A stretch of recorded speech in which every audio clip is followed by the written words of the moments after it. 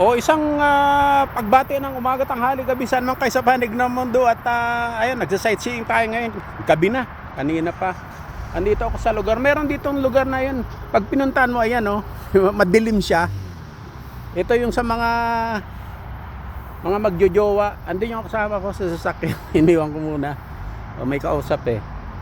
Kaya dito pupunta ka lang yan, nagpa-park ka. Kala may mga alam kang lugar. Papasyal mo yung bisita. May dumating akong bisita, dalawa.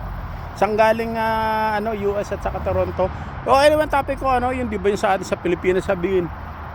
Alam mo mga babae, pagka value ka, abulabuling ka eh.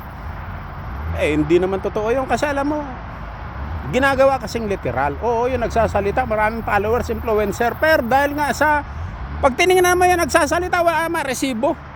Wala namang jowa, magjowa. Kaya pakita mong marami kang jowa. Para alam mo, sa relationship kasi, halimbawa,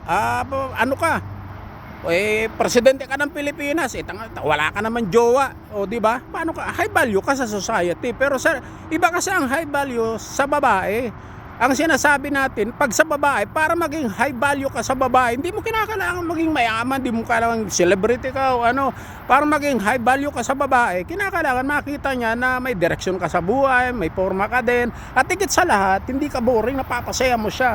O halimbawa, ano ba yung pinakang basic na lang? O kailangan, halimbawa, tisay ang jowa mo, di ba? Ang daming jowa niyan eh.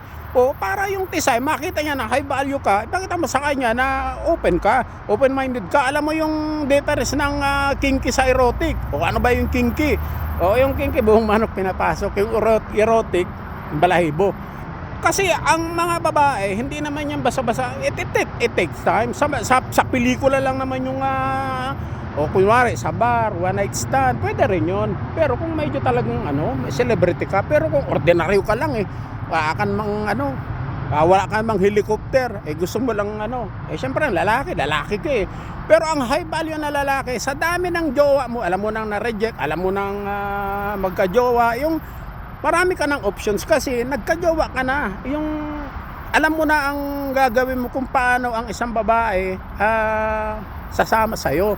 Na siyempre ang babae sasama yun sa'yo pagka irerespeto ka niya, pag alam niyang feel safe ka, o halimbawa kilala mo na, o yung ganon, o pagpasok mo sa bahay, itulak mo sa pinto, isandal mo sa dingding, sabay yakap at halik, dominance ang tawag doon, yung ganon, iba-iba, hindi yung routine, hindi yung 2 minuto para kang kuneho. O tapos paulit, yun lang. Oo nga, ang dami mong pera. O shopping dito, shopping doon. Pero pagdating mo, higa na, tulog na. Yung napaka-importante para maging high value ka na, alam mo kung paano ang babae mapapasaya at paano mo siya maibibigay yung emotional need niya. Ang sinasabi ko yung high value emotionally, kinakailangan, alam mo yung magdala ng relationship. Pagka hindi ka marunong magdala ng relationship, hindi ka high value kasi iwanan ka. Ang dami dyan, di ba? Celebrity, ang yayaman, gwapo, pinagpalit lang sa walang kwenta. Kasi nga, boring. At saka, para maging high value ka talaga, kinakailangan emotionally mature ka. Kinakailangan talaga mag-practice ka.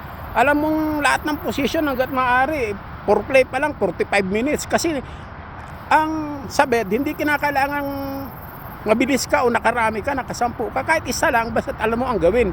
O 45 minutes, foreplay pa lang yun.